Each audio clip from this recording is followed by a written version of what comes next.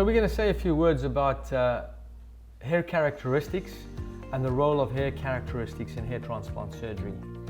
So when we look at hair characteristics, we think of the hair color, the thickness of the hair shaft or hair caliber.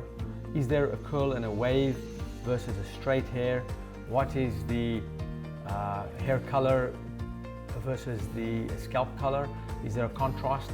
If the contrast between the scalp and the hair color is big, then we have a more difficult situation to block out the reflection of light. The closer the scalp color is to the hair color, the easier it becomes for us in hair transplant surgery. But one of the most critical concepts is the hair shaft caliber. So if we look at this graphic, this is the hair follicle, there's the hair shaft, which we see above the skin. This is the skin. Now this hair, which we normally just see as a hair, is essentially a cylinder.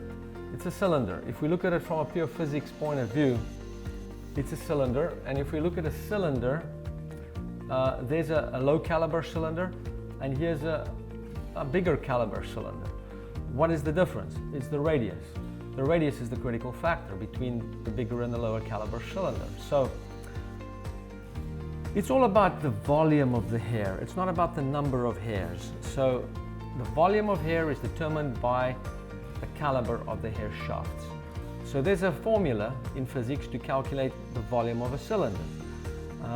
It's that surface area, which is pi radius squared, and this surface, pi radius squared, 2 times pi radius squared times the height gives us the volume of a cylinder, okay?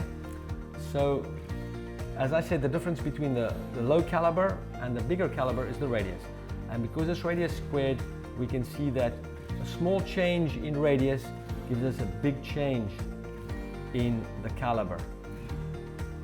In the end, for every 10 microns that the hair caliber changes, either way, we get a 36% volume effect. So if your hair caliber, the shafts of your hair caliber goes down by say 10 microns, 36% of your hair volume is lost. It's like a third of your hair is gone. So caliber is more important than the number of hairs.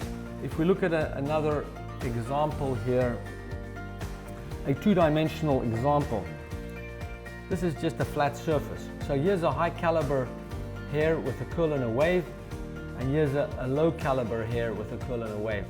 If I draw 2, 3, 4, maybe 5 lines of these thick lines, I've shut out the background. 5 lines here, you're still going to see the background and the reflection of light. So that's the principle. Big caliber, curl and a wave, easier to create the illusion of density, and a lower caliber with a straighter hair, it's a bigger challenge. And that's the principles of hair characteristics and how they impact on hair transplant surgery.